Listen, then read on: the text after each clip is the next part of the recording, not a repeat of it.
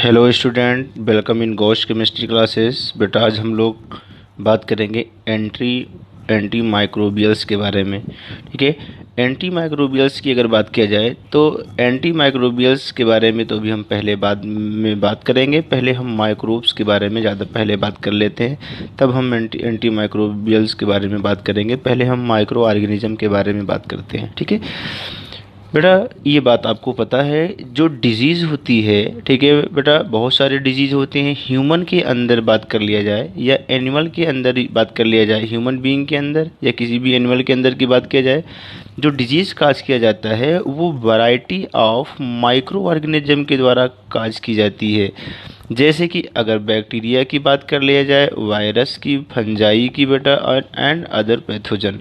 यानी कि मैं ये कहना चाह रहा हूँ बेटा कि बैक्टीरिया, वायरस, फंजाई और अन्य पैथोजन जो होते हैं ये माइक्रो ऑर्गेनिज्म हैं, जिनके द्वारा ह्यूमन बीइंग के अंदर और एनिमल के अंदर बहुत सारे रोग काज किए जाते हैं। ठीक है, उसके बाद अब हम बात करेंगे बेटा इस रोग के निवारण की बात किया जाए तो एन एंटी माइक्रोबियल, ठीक है, जो कि मुझे पढ़ना है अभी। ठीक है, anti microbial tend to destroy, prevent development और inhibit the pathogenic action of microbes. ठीक है, एंटी माइक्रोबियल्स बेटा वो होते हैं जो कोशिश करते हैं डिस्ट्रॉय करने की या डेवलपमेंट को रोकने की। किसको बेटा? Inhibit the pathogenic action. जो ये माइक्रोब्स होते हैं इनके पैथोजेनिक एक्शन ऑफ माइक्रोब को ये क्या करते हैं बेटा? प्रिवेंट करते हैं, डिस्ट्रॉय कर सकते हैं, ये करते हैं और इनहिबिट करने की कोशिश करते हैं। कौन? Anti microbial. जैसे अगर बैक्टीरिया के ग्रोथ को, डेवलपमेंट को और पैथोजेनिक एक्शन को अगर रोकने की का काम किया, जैसे कि अगर बैक्टीरिया को अगर रोका जाए एंटी माइक्रोबियल तो उसे बोलेंगे इसके लिए कि अगेंस्ट जो ड्रग का इस्तेमाल किया जाता है बैक्टीरिया के अगेंस्ट, उसे बोलेंगे एंटी बैक्टीरियल ड्रग। अगर फंजाई के अगेंस्ट है तो एंटी फंगल ड्रग या एजेंट बोल सकते हैं। वायरस है तो एंटी वायरल एजेंट की बात कर रहे हैं। और किसी पैरासाइट के अगेंस्ट अगर कोई एंटी माइक्रोबियल्स का इस्तेमाल किया जाए तो उसे बोलेंगे एंटी पैरासाइटिक ड्रग। ठीक है, फिलहाल मैं अब इस टॉपिक में जो भी आज का लेक्चर है मेरा, उसमें हम तीन चीज़ें बात करेंगे। सब हम एंटीबायोटिक की बात करेंगे, एंटीसेप्टिक की बात करेंगे, डिसइंफेक्टेंट की बात करेंगे बेटा। ठीक है, इस टॉपिक में हम आज बात करेंगे एंटीबायोटिक, एंटीसेप्टिक, डिसइंफेक्टेंट और anti microbial drug. Anti microbial drug अगर मैं इस तरीके से क्या कहते हैं ब्रॉडली डिवाइड करूं तो एक हमारा क्या होगा? एंटीबायोटिक, एक होगा एंटीसेप्टिक, दूसरी हम बात करेंगे डिसइंफेक्टेंट। ठीक, अगर आपसे क्वेश्चन यही पूछा जाए ब्रॉड लेवल का क्वेश्चन कि एंटी माइक्रोबियल क्या है, तो एंटी माइक्रोबियल आप क्या बोलोगे? एंटीबायोटिक हैं, एंटीसेप्टिक हैं बेटा, और क्या है? डिसइंफेक्टेंट हैं। ठीक है, सबसे पहले हम बात करने जा रहे हैं एंटीबायोटिक की बात करेंगे। सबसे पहला नंबर हमारा किसका है? एंटीबायोटिक का। बेटा एंटीबायोटिक की अगर बात किया जाए तो नाम से ही पता चल रहा है कि एंटी अगेंस्ट है, बायोटिक लिविंग, यानी किसी जीव के अगेंस्ट। लेकिन वो जीव हम नहीं, वो जीव वो हैं जो हमारे ह्यूमन बीइंग और एनिमल को जो इन्फेक्ट करते हैं उनके अगेंस्ट होता है। जब मैं ऐसे बोल सकता हूँ कि एंटीबायोटिक जो होते हैं, ठीक है, आर यूज एज ड्रग, एक ड्रग की तरीके इस्तेमाल किया जाता है टू ट्रीट इन्फेक्शन। ठीक है, इन्फेक्शन को ट्रीट करने के लिए, because of their low toxicity for human and animal. ठीक है, ये मैं बात बोल सकता हूँ जनरल टर्म में ये है कि जो एंटीबायोटिक होते हैं वो ड्रग होती हैं बेटा, जिनका इस्तेमाल हम इन्फेक्शन के ट्रीटमेंट में करते हैं और जिनकी टॉक्सिसिटी जो होती है ह्यूमन के लिए या किसी एनिमल के लिए, वो टॉक्सिसिटी क्या होती है बेटा? लो होती है। लेकिन ये किसी पर्टिकुलर पैथोजन के लिए इसकी टॉक्सिसिटी क्या होती है? ज़्यादा होती है। इस वजह से वो पैथोजन डिस्ट्रॉय हो जाता है या इनहिबिट कर दिया जाता है बेटा। ठीक है, या प्रिवेंट कर दिया जाता है किसी भी माइक्रो ऑर्गेनिज्म के एक्शन को। ठीक है बेटा, आगे बात करते हैं हम। अगर हम बात करें तो इसमें बहुत कुछ बात करने की ज़रूरत कुछ है नहीं। हम जस्ट सीधा सीधा हम बात करते हैं एंटीबायोटिक के बारे में बात करेंगे कि एंटीबायोटिक होते क्या हैं बेटा। तो सबसे पहले यहीं पर हम पहुँच जाते हैं बाकायदा कि हमारा जो एंटीबायोटिक होता है इसकी डिफिनेशन क्या होगी, ये मेन क्वेश्चन है। इसके आगे हम बात कर लेंगे, अभी सारी बातें आ जाएंगी। एंटीबायोटिक जो होते हैं, एंटीबायोटिक हम ये बोल सकते हैं कि जो हमारा एंटीबायोटिक होता है वो हमारा क्या होता है? ऐसे सब्सटेंस होते हैं जो कि होली पूरी तरीके से या पार्टली, ठीक है बेटा, ठीक है, होली संपूर्ण तरीके से या पार्टली बात किया जाए तो केमिकली सिंथेसिस किए जाते हों और ये लो कंसंट्रेशन में इस्तेमाल होते हों और ये इनहिबिट करते हों ग्रोथ का को, ठीक है, ग्रोथ को क्या कहते हैं, रोकते हों और डिस्ट्रॉय कर देते हों माइक्रो ऑर्गेनिज्म को, ठीक है। वो माइक्रो ऑर्गेनिज्म अभी बताया मैंने, इसके बारे में मैं ऊपर बात कर चुका हूँ, ठीक है, बाय इंटरवेनिंग दियर मेटाबॉलिक प्रोसेस, ठीक है बेटा। ये बात बहुत इंपॉर्टेंट पॉइंट है कि ये हमारे माइक्रो ऑर्गेनिज्म को डिस्ट्रॉय कर देते हैं। कौन? एंटीबायोटिक जो होते हैं वो हमारे क्या होते हैं?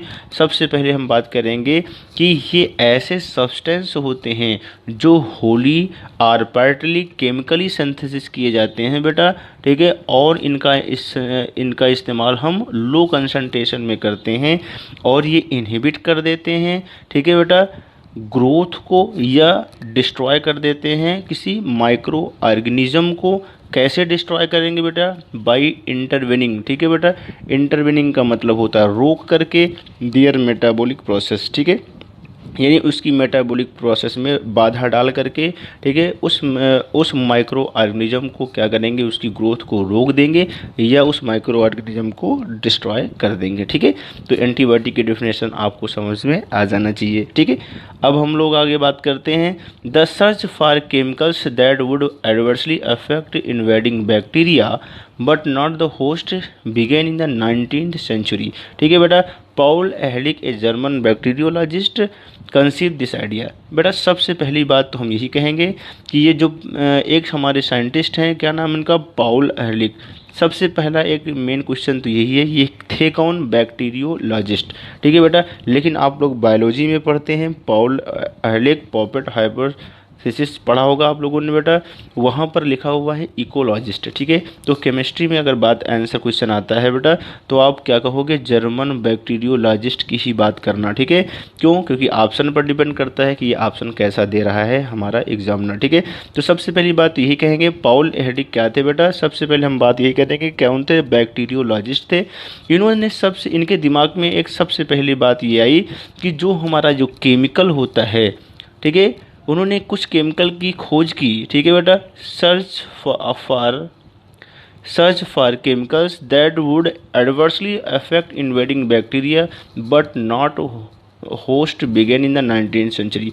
ये 19th सेंचुरी की बात थी जब सबसे पहले ये सर्च हुआ कि कुछ ऐसे केमिकल की डिस्कवरी हुई जो कि एडवर्सली इफेक्ट करते हैं इन्वेडिंग बैक्टीरिया, यानी हमारा जो हमलावर बैक्टीरिया है जो हमें अफेक्ट करने आया था उस पर केमिकल का एडवर्सली इफेक्ट पड़ रहा है, जबकि होस्ट पर एडवर्सली इफेक्ट कम पड़ रहा है या नहीं पड़ रहा है।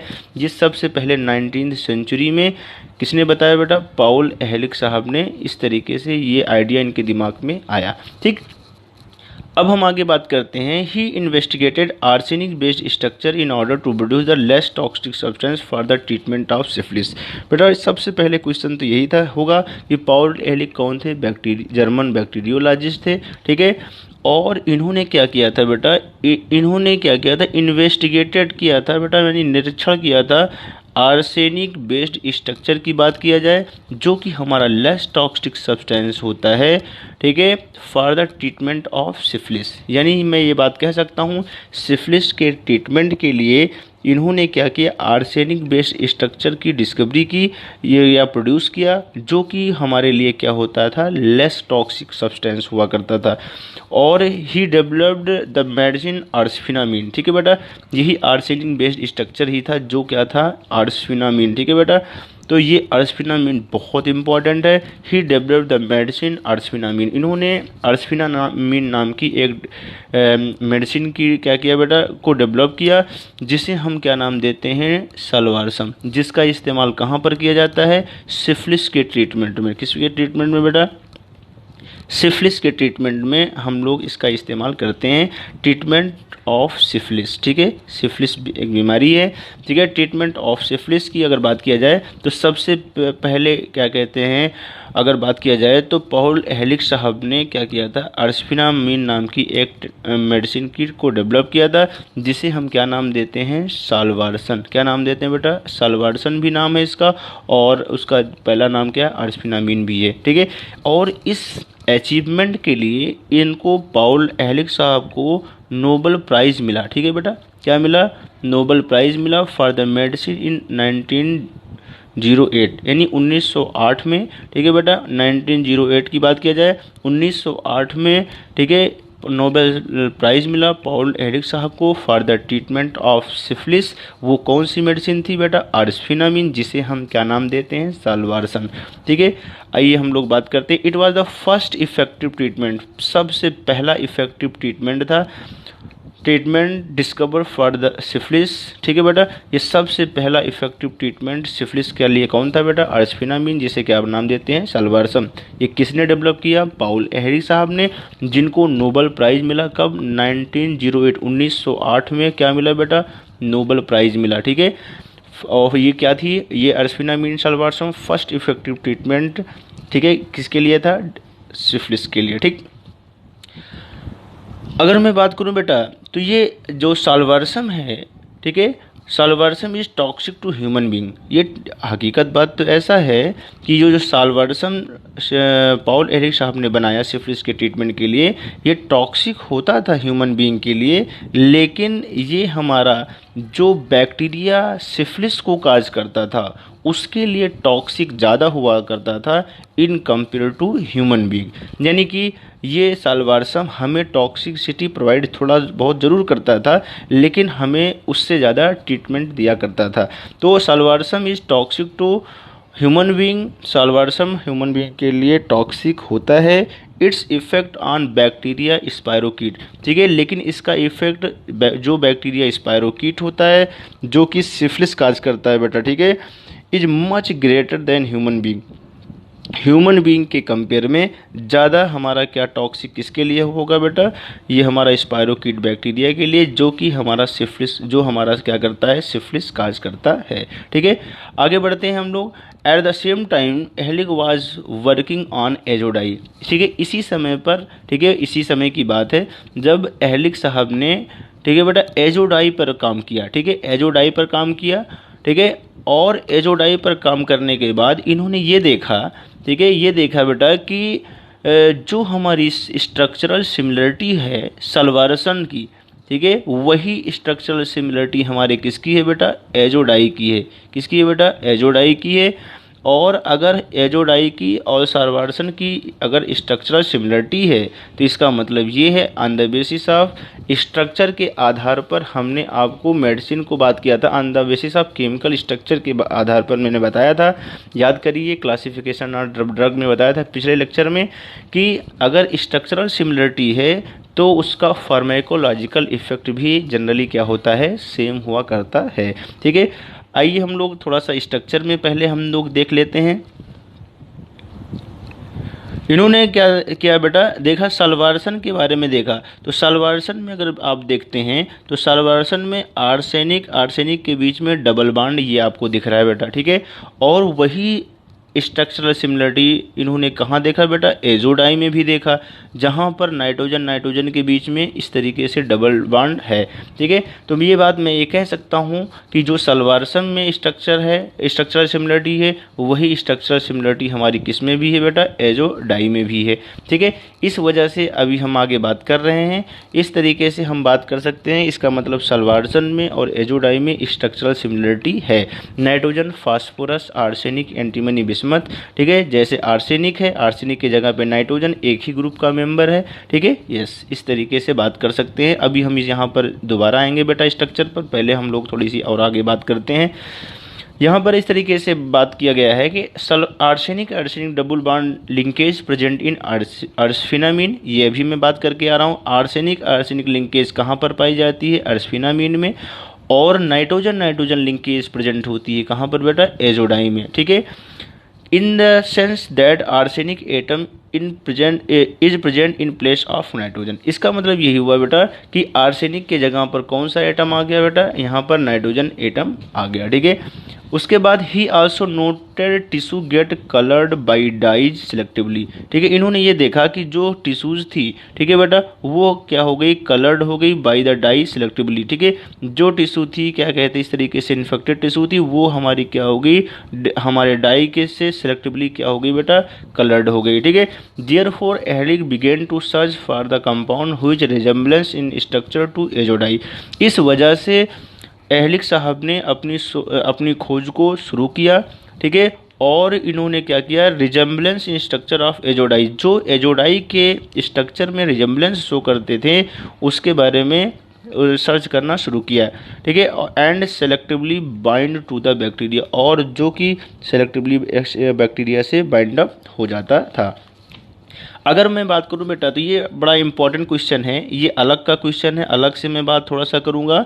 1932 की बात किया जाए, 1932 की अगर बात किया जाए, he succeeded in the preparing the first effective, question पर ध्यान दीजिए बेटा। ठीक है, फर्स्ट इफेक्टिव एंटीबैक्टीरियल एजेंट। अगर आपसे ये कहा जाए सबसे पहली इफेक्टिव एंटीबैक्टीरियल एजेंट कौन है बेटा, तो क्या नाम दोगे, प्रोंटोसिल। ठीक है, क्या नाम दोगे बेटा, प्रोंटोसिल।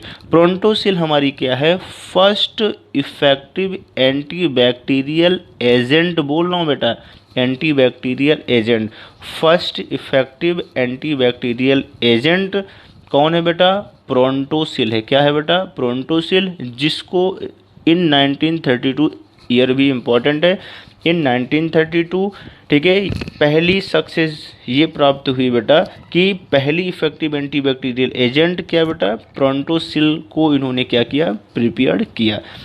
Which resemblance in structure to the compound Salvarsan. ये बड़े मजे की बात ये थी कि जो साल्वारसन था, उस साल्वारसन से स्ट्रक्चरल सिमिलरिटी किसमें बेटा, प्रोंटोसिल में भी मिली। ठीक है, यानी मैं ये कह सकता हूँ कि जो साल्वारसन का मतलब यही हुआ कि आर्सफिनामिन, जिसमें आर्सेनिक डबल बॉन्ड थे, वैसे ही स्ट्रक्चरल सिमिलरिटी हमारे किस में मिली बेटा, प्रोंटोसिल में भी मिली। ठीक है, इस तरीके से Soon it was discovered that in the body प्रोंटोसिल is converted to compound सल्फेनिलएमाइड। बहुत इंपॉर्टेंट क्वेश्चन है बेटा, क्वेश्चन पर थोड़ा सा ध्यान दीजिए, मेरे वर्ड पर मैं क्या बोल रहा हूँ। 1932 में सबसे पहली एंटीबैक्टीरियल एजेंट बोल रहा हूँ, एंटीबैक्टीरियल एजेंट, जिसका नाम क्या था, प्रोंटोसिल, प्रिपेयर किया किसने, पाउल एहलिक साहब ने, जो कि रिजेम्बलेंस स्ट्रक्चर में शो करती थी साल्वारसन से। ठीक है बेटा, लेकिन ये बात बाद में ये देखा गया कि जो ये प्रोंटोसिल थी, वो प्रोंटोसिल हमारे बॉडी में जा करके बेटा, ठीक है, ये हमारे बॉडी में जा करके प्रोंटोसिल कन्वर्ट हो जाती थी सल्फेनिलएमाइड के फॉर्म में। क्या, सल्फेनिलएमाइड, यानी मैं ये बोल सकता हूँ कि रियल एक्टिव कंपाउंड, जो हमारा रियल एक्टिव कंपाउंड है, वो हमारा रियल एक्टिव कंपाउंड कौन है बेटा, सल्फेनिलएमाइड। ठीक है, तो सल्फेनिलएमाइड हमारा क्या होगा बेटा, रियल कंपोनेंट होगा या रियल एक्टिव कंपाउंड होगा, इस तरीके से बोल सकते हैं, रियल एक्टिव कंपाउंड।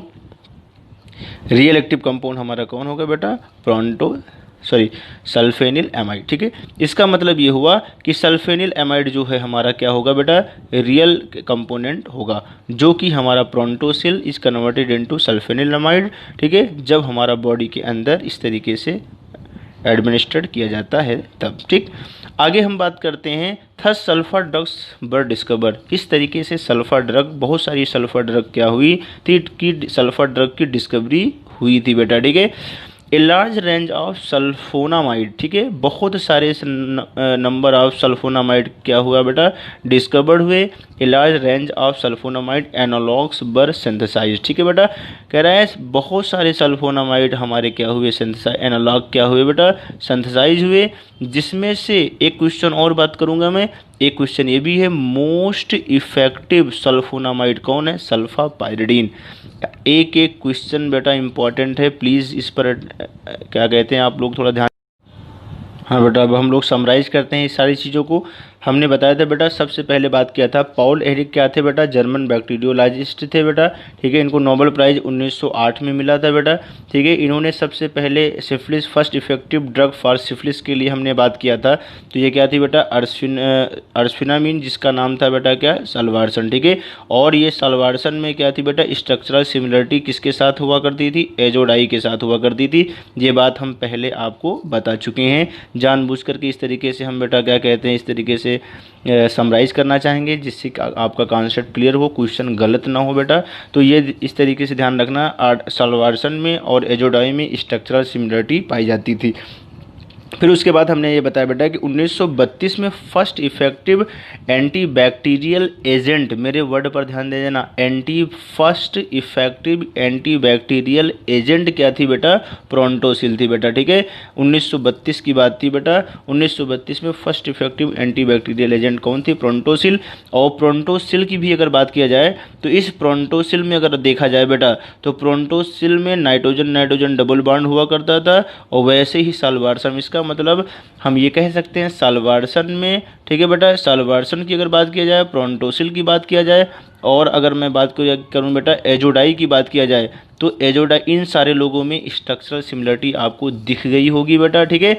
तो first effective anti bacterial agent कौन, प्रोंटोसिल होगा, ठीक है, जो कि हमारी बॉडी में जा करके, ठीक है, वो हमारी बॉडी में जा करके किस फॉर्म में कन्वर्ट हो जाती है, प्रोंटोसिल, प्रोंटोसिल इज कन्वर्टेड इनटू सल्फेनिल एमाइड, ठीक है बेटा, ये हमारा सल्फेनिल एमाइड के फॉर्म में हमारी कन्वर्ट हो जाती है।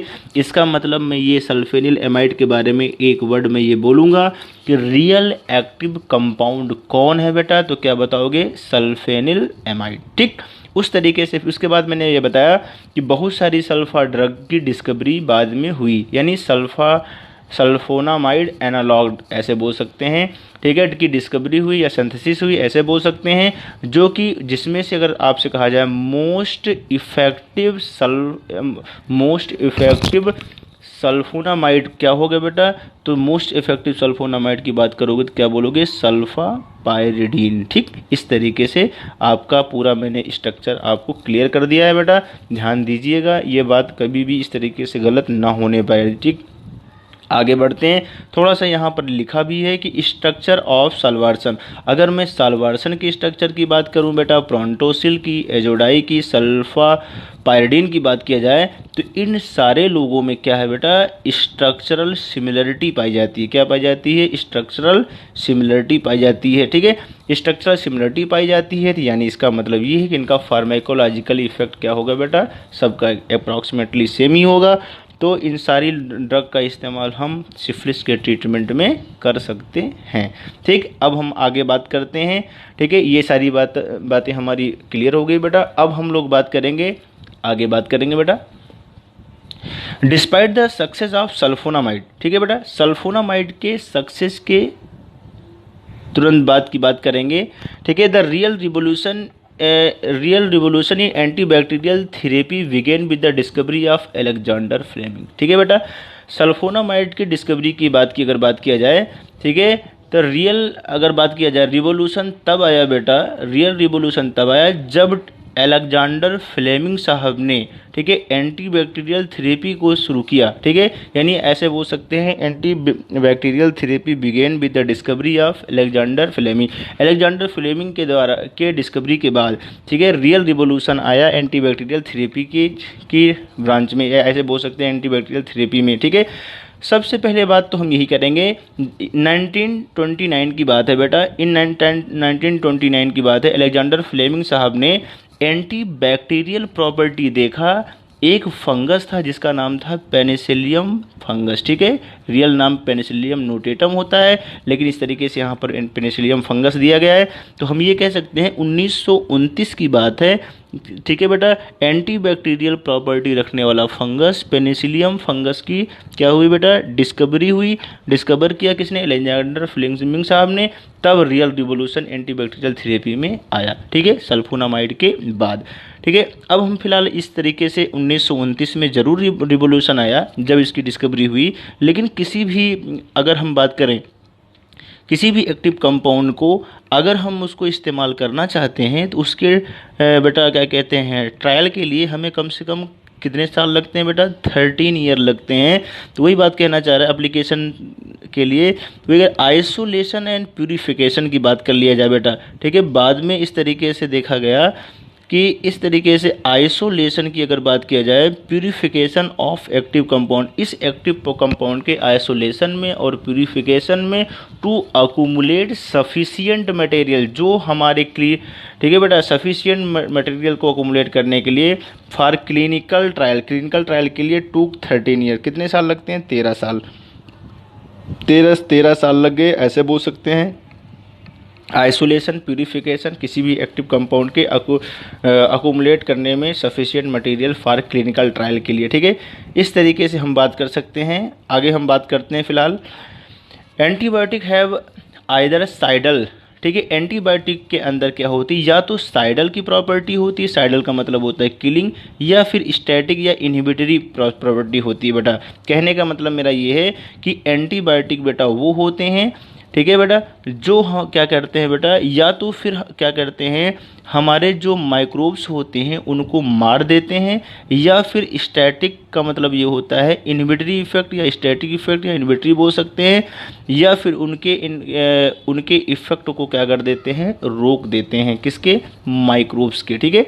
तो एंटीबायोटिक्स हैव आइदर साइडल या किलिंग प्रॉपर्टी होती है। साइडल लगा होगा तो समझ जाना कि ये हमारे माइक्रोब्स को मार देता है, और अगर स्टैटिक वर्ड लगा होगा तो इसका मतलब ये इसके क्या करता है बेटा? माइक्रोब्स को क्या कर देता है? रोक देता है, ठीक है। इस तरीके से ये आगे बात करते हैं, और कुछ एग्जाम्पल हमें दिए भी गए हैं फिलहाल। आइए हम लोग बात करते हैं बेटा, यहाँ पर अगर देखा जाए तो एक हमारा बैक्टीरियसाइडल है, एक होता है बैक्टीरियोस्टैटिक, ठीक है बेटा। बैक्टीरियसाइडल की अगर बात किया जाए, इसका मतलब हमारा जो एंटीबायोटिक है वो एंटीबायोटिक बैक्टीरिया को मार देता होगा, ठीक है। उसका एग्जाम्पल कौन कौन सा है? पेनिसिलिन है, अमाइनोग्लाइकोसाइड्स है, ओफ्लॉक्सासिन है, ठीक है बेटा। दिमाग पर याद कर लेना, पाओ। याद क्या करोगे? PAO, क्या बेटा? पाओ, ठीक है। बैक्टीरियसाइडल क्या है? पाओ। बैक्टीरियसाइडल क्या होते हैं? पाओ। P for penicillin, A for aminoglycosides, O for ofloxacin. ये हमारे क्या होते हैं? बैक्टीरियसाइडल, यानी बैक्टीरिया को या माइक्रोब्स को जो भी बात कह रहे हैं, ठीक है, उसको हम क्या करते, इसको ये क्या करते होंगे बेटा? पूरी तरीके से ख़त्म कर देते होंगे। साइडल किलिंग प्रॉपर्टी होती है बेटा, ठीक है। और बैक्टीरियोस्टैटिक की अगर मैं बात करता हूँ बेटा, तो बैक्टीरियोस्टैटिक वाले में अगर हम बात करें, ये तो साइडल वाली हो गई। बैक्टीरियोस्टैटिक में अगर हम देखें तो बैक्टीरियोस्टैटिक में हम बात करेंगे इस तरीके से, याद कर लेना, टेक, ठीक है बेटा। क्या याद करोगे? टेक। टेक का मतलब होता है tetracycline, E for erythromycin, CH for क्या बोलोगे? क्लोरमफेनिकाल, ठीक है। इस तरीके से हम बात कर सकते हैं, यानी एरिथ्रोमाइसिन, टेट्रासाइक्लिन, क्लोरमफेनिकाल। टेक याद कर लेना, ठीक है। टेक से स्टैटिक, ठीक है, प्रोनाउंसिएट भी हो रहा है, इस वजह से इसको याद करने में आसानी होगी, क्लोरमफेनिकाल, ठीक है बेटा। तो हमारा एरिथ्रोमाइसिन, टेट्रासाइक्लिन, एरिथ्रोमाइसिन एंड क्लोरमफेनिकाल, ये हमारे क्या होते हैं? बैक्टीरियोस्टैटिक होते हैं। और बैक्टीरियोसाइडल कौन होते हैं? Penicillin, aminoglycosides and ofloxacin. आइए हम लोग इन लोगों के बारे में थोड़ा सा और अच्छे से बात करते हैं। The range of bacteria are other microorganism that are affected by a certain antibiotic is expressed as its spectrum of action, ठीक है बेटा। ये मैं बोल सकता हूँ कि जो हमारी बैक्टीरिया की जो रेंज होती है, या किसी भी ऑर्गेनिज्म की जो रेंज होती है, ठीक है बेटा, वो जो अफेक्ट करते हैं, ठीक है, उसको हम कैसे एक्शन ऑफ स्पेक्ट्रम में उसको हम क्या करते हैं? एक्सप्रेस करते हैं। जैसे कि एंटीबायोटिक, अगर हम बात किया जाए, एंटीबायोटिक को हम क्या करते हैं? सर्टेन एंटीबायोटिक को उसके स्पेक्ट्रम ऑफ एक्शन में हम उसको एक्सप्रेस करते हैं। जैसे कि अगर बात किया जाए तो एंटीबायोटिक व्हिच किल और inhibit a wide range of gram positive and gram negative. बहुत इंपॉर्टेंट पॉइंट है बेटा कि ऐसी एंटीबायोटिक, मेरे वर्ड पर ध्यान देना बेटा, ऐसी एंटीबायोटिक जो किल कर देती हो या इनहिबिट कर देती हो, रोक देती हो वाइड रेंज ऑफ बैक्टीरिया, जो कि ग्राम पॉजिटिव टाइप के चाहे बैक्टीरिया हो या ग्राम नेगेटिव टाइप के चाहे कोई बैक्टीरिया हो, हर एक बैक्टीरिया को अगर मार देता हो, ऐसी एंटीबायोटिक को हम नाम देंगे ब्रॉड स्पेक्ट्रम एंटीबायोटिक्स। ठीक है। अगर दूसरी तरफ अगर हम बात करें कि ऐसी इफेक्टिव क्या हो बेटा, ऐसी एंटीबायोटिक जो सिर्फ क्या करती हो, सिर्फ या तो ग्राम पॉजिटिव वाले को मारती हो या फिर ग्राम नेगेटिव वाले को मारती हो, ग्राम पॉजिटिव वाले को या ग्राम नेगेटिव वाले को बैक्टीरिया को अगर मारती हो, ठीक है बेटा, या इसके अगेंस्ट बोल सकते हैं, तब उस बैक्टीरिया को हम क्या तब उस एंटीबायोटिक को हम क्या नाम देंगे, नैरो स्पेक्ट्रम एंटीबायोटिक। ध्यान दीजिएगा, ब्रॉड स्पेक्ट्रम एंटीबायोटिक वो होती है जो हर टाइप की बैक्टीरिया, यानी चाहे वो ग्राम पॉजिटिव वाली बैक्टीरिया हो या ग्राम नेगेटिव वाली बैक्टीरिया हो, दोनों को मार देती हो, उसे बोलेंगे ब्रॉड स्पेक्ट्रम एंटीबायोटिक। और ऐसी एंटीबायोटिक जो हमारी ग्राम पॉजिटिव वाले को या ग्राम नेगेटिव वाले को मारती हो या स्टैटिक या रोक देती हो या मार देती हो, ठीक है बेटा, या अगेंस्ट बोल सकते हैं एक जनरल वर्ड, तब उसे बोलेंगे नैरो स्पेक्ट्रम एंटीबायोटिक। ठीक है। ध्यान दीजिएगा बेटा, यहाँ पे आर लगा हुआ है, आर, ठीक है, और यहाँ पर लगा हुआ है एंड। ध्यान दीजिएगा, if effective against a single organism, एक पॉइंट और भी मैं बात करूँगा, ठीक है बेटा, अगर हमारा किसी सिंगल ऑर्गेनिज्म, ऐसी एंटीबायोटिक जो किसी सिंगल ऑर्गेनिज्म के अगेंस्ट हो या इफेक्टिव हो या किसी सिंगल डिजीज़ के प्रति अगेंस्ट हो बेटा कोई भी एंटीबायोटिक, तब उस तरीके की एंटीबायोटिक को हम बोलेंगे लिमिटेड स्पेक्ट्रम। क्या नाम देंगे बेटा, लिमिटेड स्पेक्ट्रम। क्या नाम देंगे, लिमिटेड स्पेक्ट्रम एंटीबायोटिक। ठीक है, उसे हम क्या बोलेंगे, limited spectrum antibiotic. Limited spectrum antibiotic समझ में आ जाना चाहिए। लिमिटेड स्पेक्ट्रम एंटीबायोटिक वो होते हैं जो सिंगल किसी ऑर्गेनिज्म या किसी सिंगल डिजीज़ के अगेंस्ट होती हों बेटा, ठीक है, या इसके प्रति इफेक्टिव होती हों। आगे बात करेंगे हम। अब कुछ सारी जो भी एंटीबायोटिक हमें दी हैं उनको हम कैटेगराइज करेंगे। कैसे कैटेगराइज करेंगे कि कौन सी हमारी नैरो है, कौन सी हमारी ब्रॉड है, कौन सी हमारी लिमिटेड है, इसके बारे में हम बात करेंगे। तो आइए हम लोग बात करते हैं फिर। ठीक है, एक हमारी एंटीबायोटिक है बेटा पेनिसिलिन जी। ठीक है, समझे जी। ठीक है, पेनिसिलिन जी जो होती है वो हमारी कैसी होती है, नैरो स्पेक्ट्रम। ध्यान दीजिएगा बेटा, please attention, please attention, please please please. Penicillin G की अगर मैं बात करूं बेटा, तो पेनिसिलिन जी जो है वो हमारी जी, समझे जी, ये पेनिसिलिन जी अगर है तो ये जी ही हमारी नैरो स्पेक्ट्रम है। अगर केवल पेनिसिलिन अगर बोला जाएगा तो वो हमारी क्या होगी बेटा, ब्रॉड स्पेक्ट्रम होगी। इस बात को याद रखना। तो penicillin G has a narrow spectrum. और पॉइंट हम बात करेंगे एम्पिसिलिन, ठीक है, जो कि हमारी एम्पिसिलिन जो होती है वो हमारी पेनिसिलिन की ही क्या होती है बेटा, सिंथेटिक मॉडिफिकेशन से बनाई जाती है बेटा। ठीक है, सिंथेटिक मॉडिफिकेशन के द्वारा बनाई जाती है। आइए हम लोग बात करते हैं, एम्पिसिलिन की बात कर लिया जाए या एमॉक्सिसिलिन की बात किया जाए, जो कि सिंथेटिक मॉडिफिकेशन ऑफ पेनिसिलिन के द्वारा ही बनाई गई है। लेकिन ये बेटा ध्यान रखना, ये मेरी ब्रॉड स्पेक्ट्रम है। ठीक है, तो ब्रॉड स्पेक्ट्रम इसका मतलब कौन हुई, एम्पिसिलिन, एमॉक्सिसिलिन, ये हमारी एंटीबायोटिक कौन सी हैं, ब्रॉड स्पेक्ट्रम है, लेकिन जो कि पेनिसिलिन का ही मॉडिफिकेशन है बेटा। ठीक है, लेकिन जो पेनिसिलिन जी है वो हमारे क्या है, नैरो स्पेक्ट्रम है। It is absolutely essential to test the patient for sensitivity to penicillin before it is administered। क्या मेरी बात समझ में आई? कह रहा है ये हमारी एम्पिसिलिन और अमॉक्सिसिलिन को हम क्या करते हैं, इज एब्सोल्युटली एसेंशियल हो, जरूरी होता है to test the patient the sensitivity. बेटा पेनिसिलिन को देने से पहले हम बेटा क्या करते हैं, हम उस पेशेंट की सेंसिटिविटी को चेक करते हैं कि वो पेशेंट हमारा पेनिसिलिन के प्रति सेंसिटिव है या नहीं है। ये इस तरीके से सेंसिटिविटी को चेक करते हैं। तो वही बात कह रहा है। ठीक है, यानी पेनिसिलिन को देने से पहले हम क्या करते हैं, एम्पिसिलिन या एमॉक्सिसिलिन दे करके देखते हैं कि इसके प्रति हमारा जो पेशेंट है उसकी सेंसिटिविटी कितनी है, यानी इसकी एलर्जी, ऐसा तो नहीं एलर्जी काज कर रहा हो।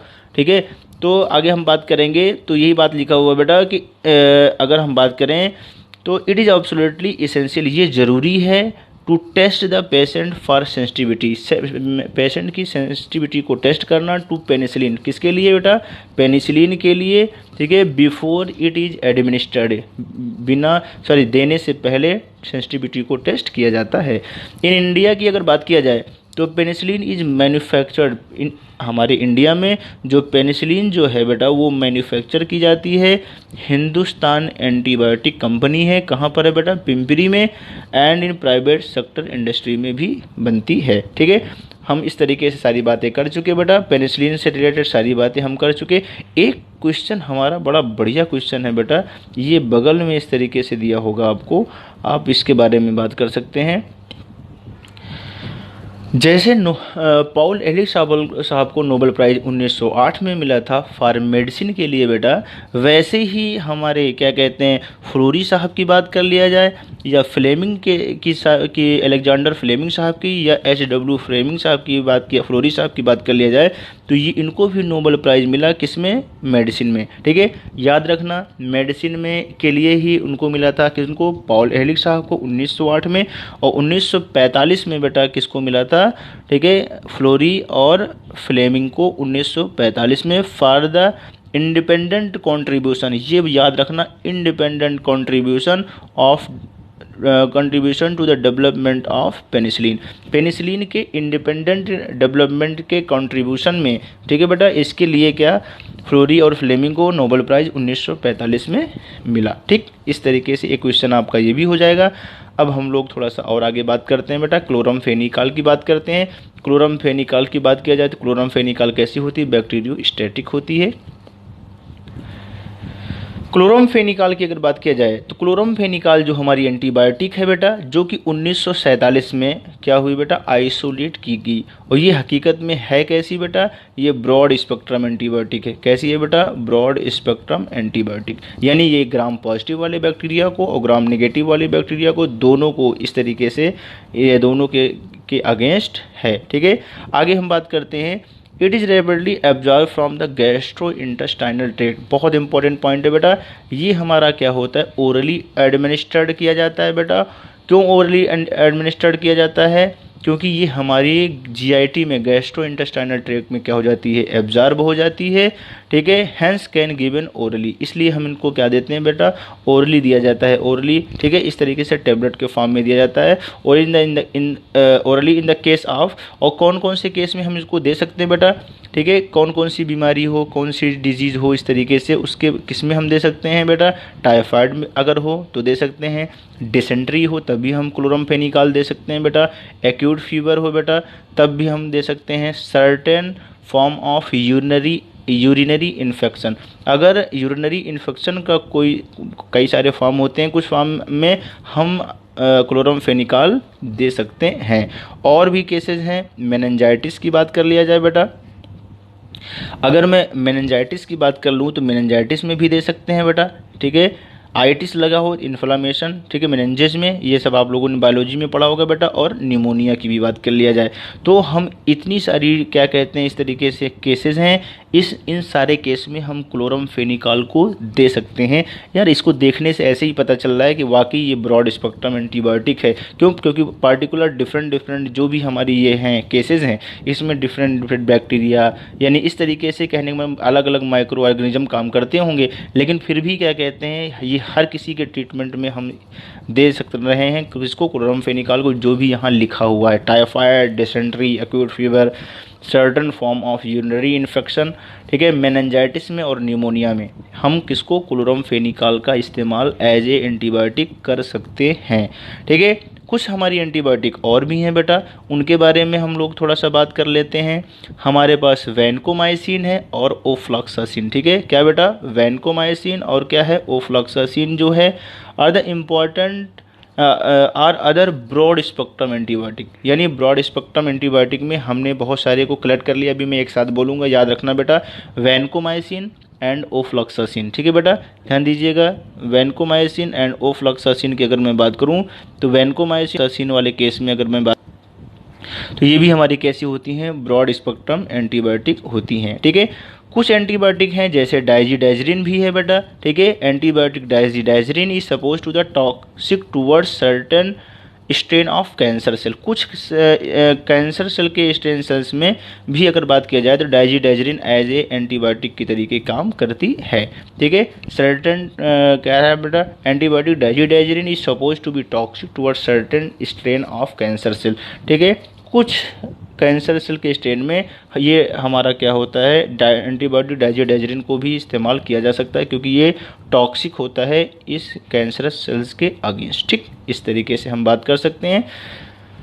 इसका मतलब ये हुआ बेटा कि जो पेनिसिलिन जी, यस थोड़ा सा प्लीज़ अटेंशन, ठीक है। पेनिसिलिन जी जो होती है वो कौन सी है बेटा, नैरो स्पेक्ट्रम एंटीबायोटिक है। एम्पिसिलिन, एमॉक्सिसिलिन, क्लोरमफेनिकाल, वैनकोमाइसिन, ओफ्लॉक्सासिन, ये सारी की सारी कौन है बेटा, ब्रॉड स्पेक्ट्रम एंटीबायोटिक हैं। ठीक है, याद रखना इस तरीके से हमने सारी चीज़ों को इस तरीके से समराइज कर दिया है। ठीक है, अब हम लोग आगे बात करते हैं। अच्छा, कभी कभी ऐसा होता है बेटा, स्ट्रक्चर के बारे में भी आपसे पूछा जा सकता है कि पेनिसिलिन के स्ट्रक्चर की अगर बात किया जाए, दे दिया जाए और पूछा जाए ये है कौन, तो ध्यान दीजिएगा पेनिसिलिन जो होता है सल्फ़र कंटेनिंग कंपाउंड होता है। ठीक है, तो इस तरीके से पहचान जाना बेटा, ये सल्फ़र है हमारे पास, इस तरीके से सल्फ़र कंटेनिंग कंपाउंड होता है।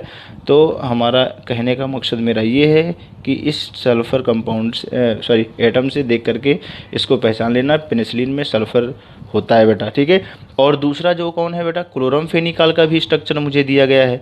तो भाई जब ये इस तरीके से एनसीईआरटी में है तो दे तो सकता ही है। तो क्लोरमफेनिकाल की अगर मैं बात करूं तो क्लोरमफेनिकॉल, क्लोरम क्लोरीन से रिलेटेड है, इसका मतलब क्लोरीन को देख करके पहचान जाना, उसको वहीं से याद करो क्योंकि वो वहीं होगा।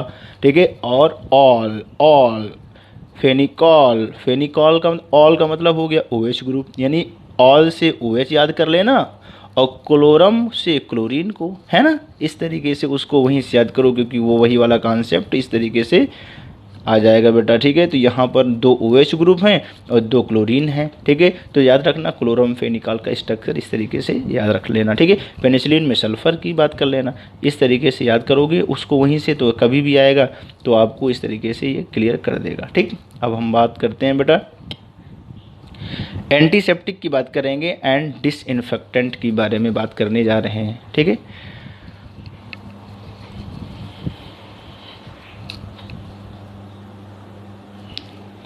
एंटीसेप्टिक एंड डिसइंफेक्टेंट की अगर मैं बात करूं बेटा, तो एंटीसेप्टिक ये हमने एंटी माइक्रोबियल पढ़ रहे थे बेटा। एंटी माइक्रोबियल में हमने कहा था एंटी माइक्रोबियल 3 थे बेटा, एक एंटीबायोटिक की बात किया था, दूसरा हमने क्या क्या कहा था बेटा, एंटीसेप्टिक की बात किया था। ठीक है, तीसरा हमने बात किया था बेटा डिसइंफेक्टेंट के बारे में बात किया था। ठीक है, तो हम लोग एंटीसेप्टिक और डिसइंफेक्टेंट दोनों को साथ साथ पढ़ने जा रहे हैं। आइए हम लोग एंटीसेप्टिक के बारे में बात करते हैं। Antiseptic and disinfectant are also the chemicals which either ठीक है बेटा kill or prevent the growth of microorganism। ठीक है बेटा, ये भी हमारे क्या करते हैं, माइक्रो ऑर्गेनिज्म को मार देते हैं या क्या कर देते हैं बेटा, रोक देते हैं ग्रोथ ऑफ माइक्रो ऑर्गेनिज्म को। एंटीसेप्टिक या डिसइंफेक्टेंट ऐसे केमिकल होते हैं बेटा जो हमारे माइक्रो ऑर्गेनिज्म को किल कर देते हैं, मार देते हैं और प्रिवेंट या रोक देते हैं किसको, ग्रोथ ऑफ माइक्रो ऑर्गेनिज्म, यानी कि किसी भी माइक्रो ऑर्गेनिज्म का इन्फेक्शन हमारी बॉडी पर हो गया। ठीक है, इस तरीके से हो गया बेटा, या किसी डिसइंफेक्टेंट या किसी भी फ्लोर पर अगर इन्फेक्शन डिसइंफेक्टेंट अगर क्या कहते हैं, किसी भी अगर माइक्रो ऑर्गेनिज्म का अगर इफेक्ट आ गया तो हम क्या करते हैं, डिसइंफेक्टेंट का इस्तेमाल करते हैं। तो वो डिसइंफेक्टेंट क्या करेगा बेटा, ठीक है, वो किल कर देगा या प्रिवेंट कर देगा ग्रोथ ऑफ माइक्रो ऑर्गेनिज्म को। ठीक है, आइए हम लोग एंटीसेप्टिक डिसइंफेक्टेंट के बारे में ज़्यादा बोलने की ज़रूरत इसलिए नहीं है क्योंकि मैंने अभी इसके बारे में कुछ बताया नहीं। एंटीसेप्टिक और डिसइंफेक्टेंट में थोड़ा सा फ़र्क है बेटा, हल्का सा भी आगे बात करते हैं हम लोग। बेटा जो एंटीसेप्टिक हमारा होता है वो हमारा एंटीसेप्टिक जो होगा वो हमारा अप्लाई किया जाता है लिविंग टिश्यू पर। एक क्वेश्चन तो हमारा सबसे इम्पॉर्टेंट क्वेश्चन यही है कि antiseptic are applied to the living tissue. ठीक है, ये हमारे लिविंग टिश्यू पर अप्लाई किया जाता है। जैसे हमारे अगर वुंड हो जाए यानी घाव हो जाए, कट लग जाए बेटा, या अल्सर हो जाए बेटा, या किसी डिजीज स्किन सरफेस की बात कर लिया जाए, इन सारे केस में हम क्या करते हैं, एंटीसेप्टिक को अप्लाई करते हैं, यानी एंटीसेप्टिक का इस्तेमाल करते हैं।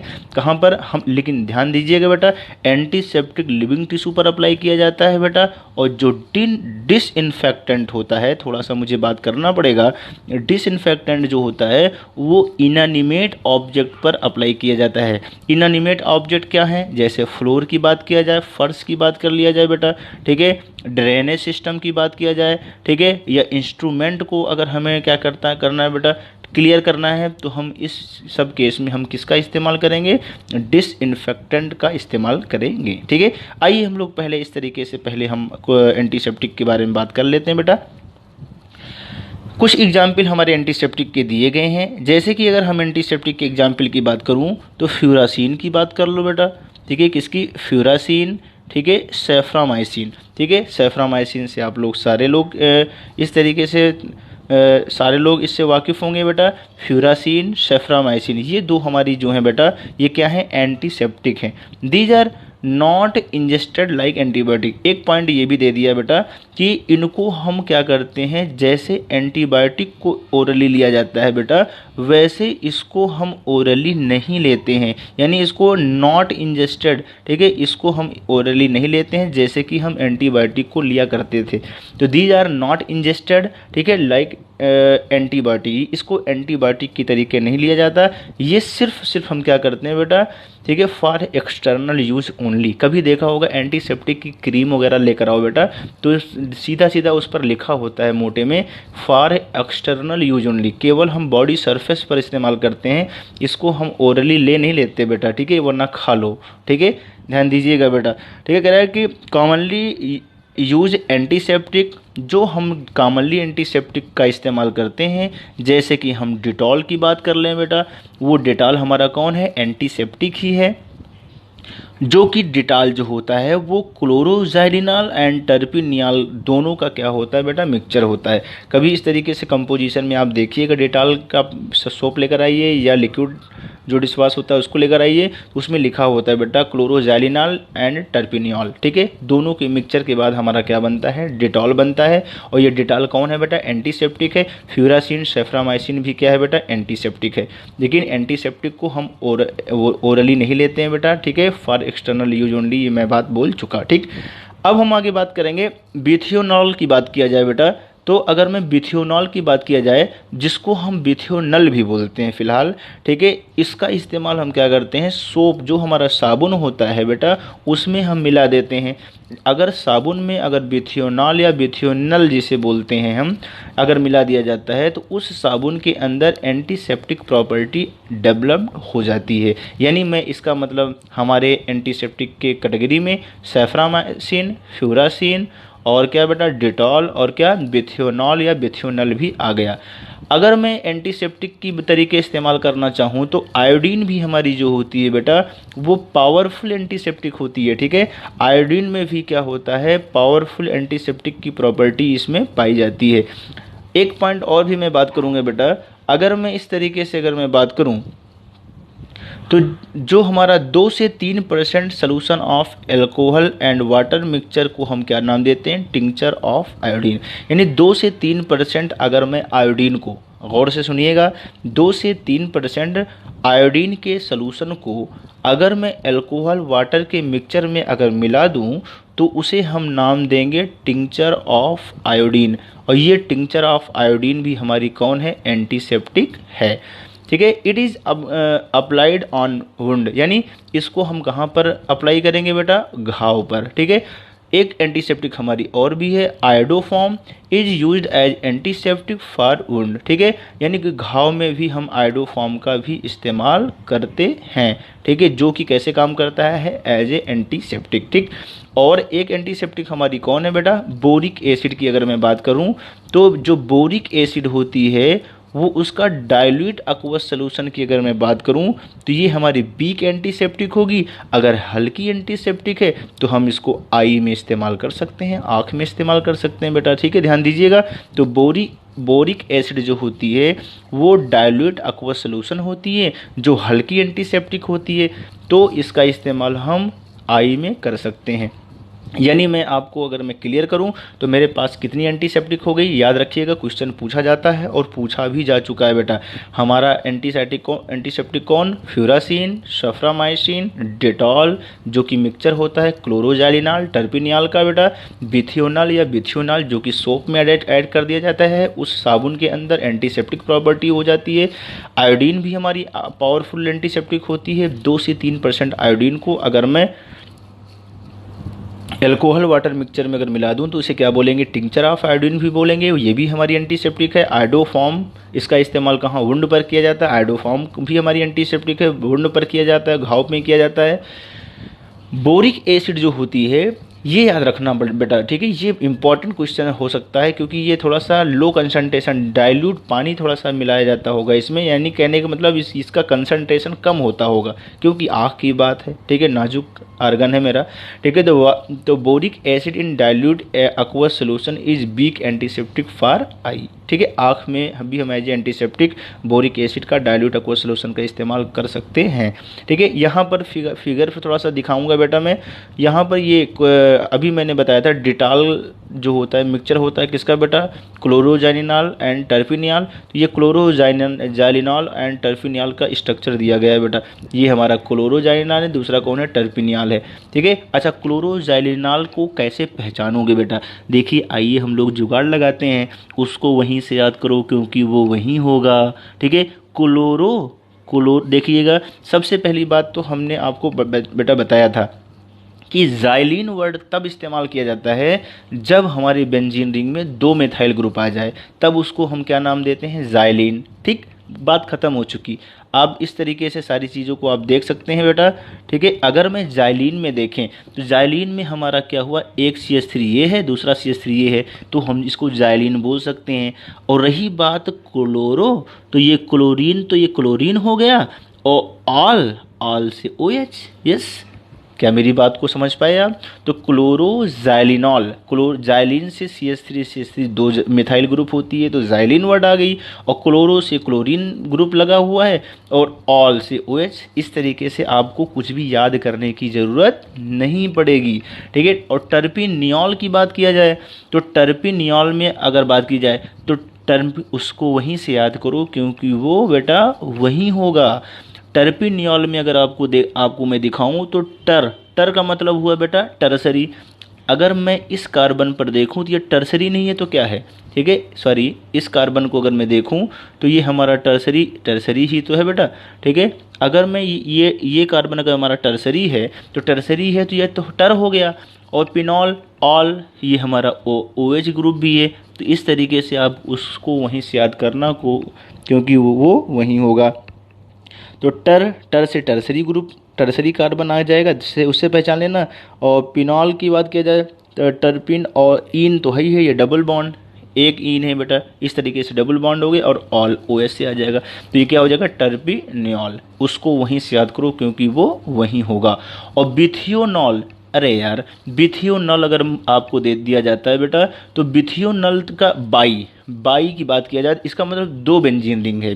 बाई का मतलब एक तो ये हो गई, दूसरी ये हो गई बेटा, ठीक है, एक ये दूसरी ये, ठीक। बिथियोनॉल की बात किया जाए, ठीक है। अब बिथियोनॉल में अगर आप देखते हैं तो ये हमारा देखिए इस तरीके से बाई से दोनों क्या हो जाएगा, 2 बेंजीन रिंग आ जाएगा, और ऑल OH ग्रुप है ही है, बस क्लोरीन एकदम एग्जैक्ट सेम इस तरीके से। बस ध्यान रखिएगा इसमें सल्फर कंपाउंड आ जा रहा है, ठीक है।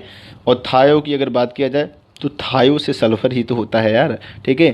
थायो का मतलब क्या होता है, थायो का मतलब ही होता है बेटा सल्फर, ठीक है। ये सब मैं आपको पढ़ा चुका हूँ बेटा, ठीक है। इस चीज़ का एप्लीकेशन करना अच्छे से आप लोग, ठीक है। तो अगर आप देखा जाए तो थायो, बाई से 2 हो गया, थायो से सल्फर हो गया, ऑल से OH ग्रुप है ही है। तो इस तरीके से आप लोग इसको याद कर पाएंगे, ठीक। हमारा ये कॉन्सेप्ट को बेटा क्लियर याद कर रखना, अदरवाइज़ दिक्कत होगी, याद वाद नहीं होता। हम भी तैयारी की है बेटा, ठीक है। ये सब इसी तरीके से जुगाड़ से जैसे याद करवाया है वैसे ही याद रखना, वरना ये सब याद नहीं होता। स्ट्रक्चर में कन्फ्यूजन बहुत होता है बेटा, ठीक है। हर जगह पर अपना की पॉइंट, ठीक है, जुगाड़ लगाए रखना चाहिए, ठीक है। आइए हम लोग बात करते हैं डिसइंफेक्टेंट की बात करते हैं।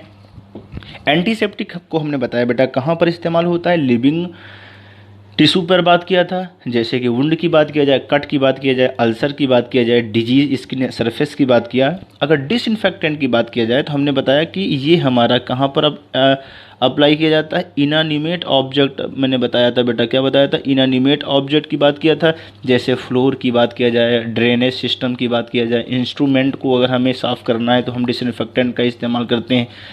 तो same substance can act as antiseptic as well as disinfectant by varying the concentration. अभी मैंने बात किया था बेटा, ठीक है, हमने कहा था अगर हमारा कंसंट्रेशन अगर कम होगा तब उसको हम लिविंग पर अप्लाई कर सकते हैं। अगर हमारा कंसंट्रेशन बढ़ गया तो इसका मतलब ये हुआ कि अगर मैं लिविंग अगर टिश्यू पर अप्लाई करूँगा तो उससे ज़्यादा वो क्या करेगा बेटा, उसका एडवर्स इफेक्ट आ जाएगा। इस वजह से ये एनसीईआरटी कहना चाह रहा है कि अगर मैं कंसंट्रेशन को वेरी करवा दूं तो वही जो भी हमारा केमिकल का इस्तेमाल कर रहे हैं एज एंटीसेप्टिक, उसी को मैं डिसइंफेक्टेंट के तरीके भी इस्तेमाल कर सकता हूं। जैसे कि अगर मैं एग्जांपल दूं तो 0.2% अगर फिनाल की अगर बात किया जाए तो ये हमारा कैसे काम करेगा, एज ए एंटीसेप्टिक। ध्यान रखिएगा बेटा, 0.2%। अगर 0.2% फिनाल को अगर ले लिया जाए तो ये हमारा कैसा होगा, एंटीसेप्टिक हो रहा है। लेकिन अगर मैं कंसंट्रेशन को बढ़ा दूं और बढ़ा के कंसंट्रेशन मैंने क्या कर लिया बेटा, अगर मैंने कंसंट्रेशन को बढ़ा करके अगर 1% ले लिया, क्या ले लिया, 1% अगर हमने ले लिया बेटा, तो 1% लेने के बाद यही जो हमारा एंटीसेप्टिक के तरीके काम किया करता था, अब यही हमारा काम कैसे काम करने लगेगा बेटा, डिसइंफेक्टेंट की तरीके काम करने लगेगा। कैसे काम करने लगेगा, डिसइंफेक्टेंट की तरीके काम करने लगेगा। तो 1% हमारा डिसइंफेक्टेंट और 0.2% हमारा कैसा होगा, एंटीसेप्टिक। ठीक, किसका मिक्सचर, किसका सलूशन, फिनाल का। ठीक, इसका मतलब हम ये कह सकते हैं कि हमारा जो एंटीसेप्टिक में एक एंटीसेप्टिक और भी बढ़ गया, उसमें ऐड कर लेना बेटा। ठीक है, हमने एंटीसेप्टिक में क्या कहा था, फिर से मैं उसको रिवाइज करूंगा। Furacin, Soframycin, Dettol is mixture of chloroxylenol and terpineol point और 2 to 3% iodine and aqueous solution of alcohol and water की बात किया था, जिसे कहा था मैंने tincture of iodine. Boric acid low concentration में हमने कहा था एज एंटीसेप्टिक इन आई की बात किया था। आयोडोफॉर्म हमने कहा था ये भी एंटीसेप्टिक होता है। और हमने कहा था बिथ्योनॉल की भी बात किया था, सोप में इस्तेमाल किया करते थे बेटा। उसके साथ साथ एक एंटीसेप्टिक और जोड़ लेना, 0.2% solution of phenol is act as antiseptic. ठीक, आगे बात करते हैं हम लोग बेटा क्लोरीन की अगर बात किया जाए तो जो हमारा क्लोरीन होता है, अगर मैं क्लोरीन की अगर मैं बात करूं तो इसके कंसंट्रेशन में 0.2 से 0.4% ppm अगर हम बात करें aqueous सोल्यूशन की अगर बात कर लिया जाए तो ये भी हमारा कैसे काम करेगा, एज ए डिसइंफेक्टेंट की तरीके काम करेगा। और sulphur dioxide in very low concentration, ये दोनों के दोनों कौन है, डिसइंफेक्टेंट। तो ध्यान रखिएगा, सल्फर डाइऑक्साइड, ठीक है बेटा, किस इस तरीके सल्फर डाइऑक्साइड हमारा क्या होगा बेटा, लो कंसंट्रेशन में डिसइंफेक्टेंट। लेकिन बोरिक एसिड जो होगा H3BO3 की बात किया जाए लो कंसंट्रेशन में एज ए एंटीसेप्टिक, वरना लो में कंफ्यूज हो जाए। ठीक है, कॉन्सेप्ट क्लियर रखना बेटा।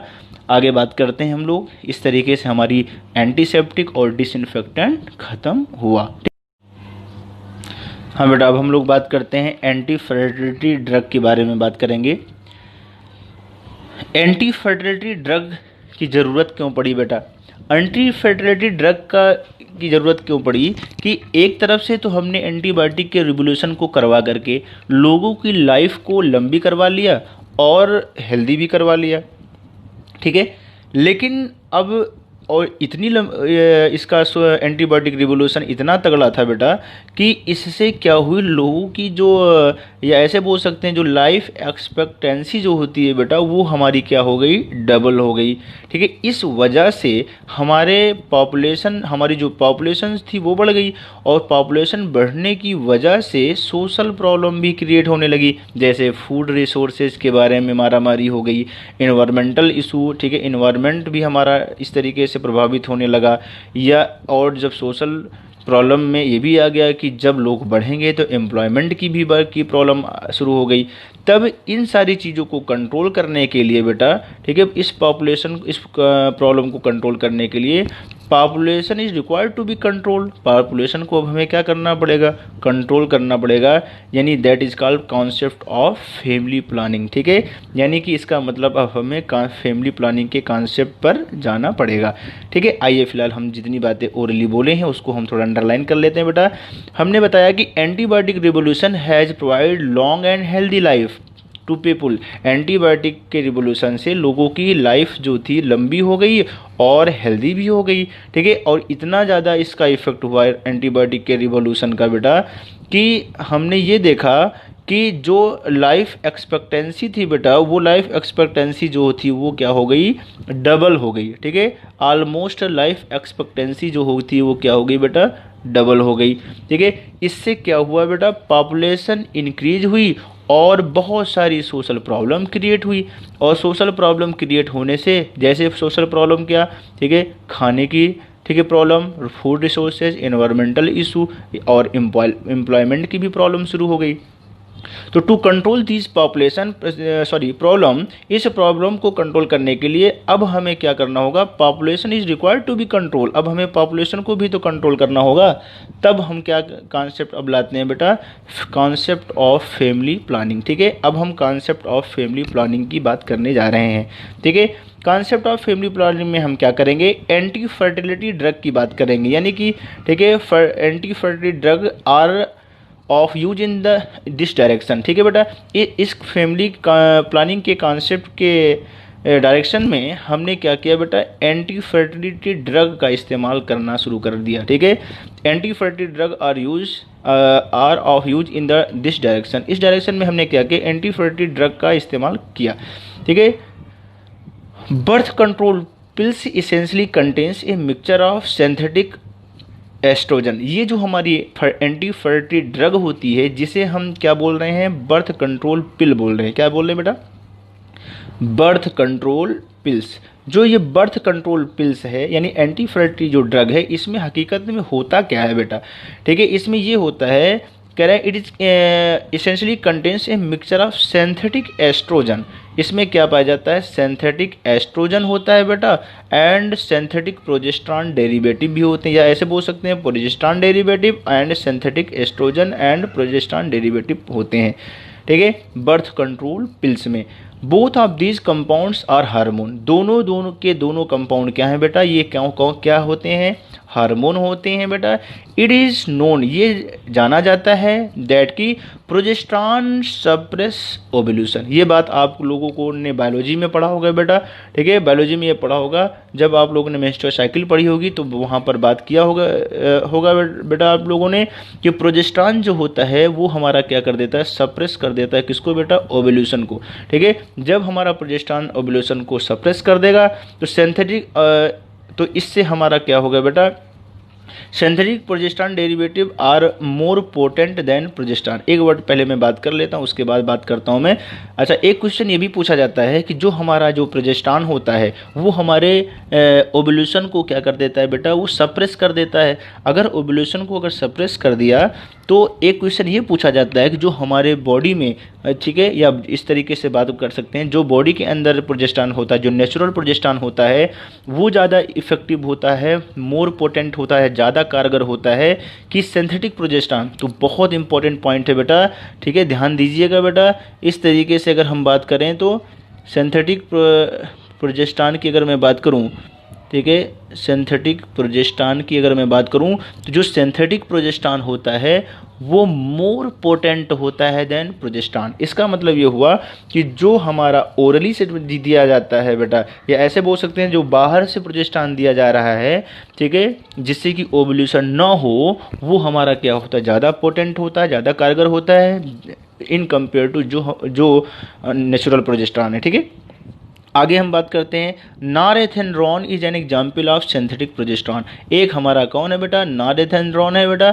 ये नॉरेथेनड्रोन जो है वो क्या होता है, सिंथेटिक प्रोजेस्टेरॉन होता है, डेरिवेटिव होते हैं, most widely use in the anti fertility drug. ठीक है, यानी मैं ऐसे बोल सकता हूँ कि जो नॉरएथेंड्रोन जो होता है एक हमारी क्या है बेटा, ये एंटी फर्टिलिटी ड्रग है। ये हकीकत में है कौन, सिंथेटिक प्रोजेस्टेरॉन है। ठीक है, the oestrogen derivative which is use in combination with the progesterone. ठीक है, एस्ट्रोजन एक हमारी ड्रग और भी है बेटा, ये दो ड्रग दी गई हैं, दो ड्रग पर थोड़ा सा अटेंशन करिएगा बेटा।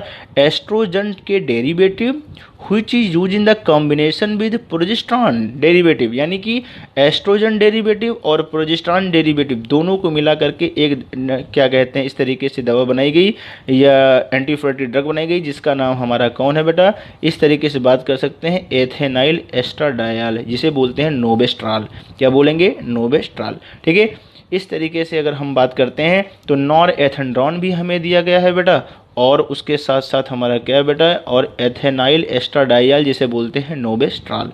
ठीक है, इस तरीके से ये हमारी दो ड्रग हैं, इसको आप लोग याद रखिएगा। अच्छा, उसको वहीं से याद करना, वो वहीं होगा वाला कॉन्सेप्ट लगाइए बेटा। ठीक है, अगर मैं नॉरएथेंड्रोन ऑन, ठीक है, दोनों फिगर दिया जाए, फिगर देने के बाद ये पूछा जाए कि कौन सा है, नॉरएथेंड्रोन या एथेनाइल एस्ट्राडायल या नोबेस्ट्रॉल, तो क्या करोगे बेटा, ऑन है तो ये ऑन है। ठीक है, ये हमारा OH ऑल है तो ये हमारा ऑल है। ठीक है, या नोबेस्ट्रॉल है। ठीक है, इस तरीके से भैया देखो हर चीज़ को क्या कहते हैं, कभी कभी क्या किया जाता है बेटा, इस तरीके के कॉन्सेप्ट लगाने पड़ते हैं, जुगाड़ लगाने पड़ते हैं, अदरवाइज़ ठीक है सिलेक्शन के लाले पड़ जाते हैं बेटा। ठीक है, तो ध्यान दीजिएगा, इस तरीके से हम बात कर सकते हैं। नोबेस्ट्रॉल में OH ग्रुप है, सॉरी एथेनाइल एस्ट्राडायल या नोबेस्ट्रॉल की बात की जाए तो OH ग्रुप है, इस तरीके से सेम पोजीशन पर। और अगर मैं नॉरएथेंड्रोन की बात किया जाए तो यहाँ पर कौन सा है, CO ग्रुप है, यानी कार्बोनिल ग्रुप। ठीक है, अच्छा, इस तरीके से हमने अभी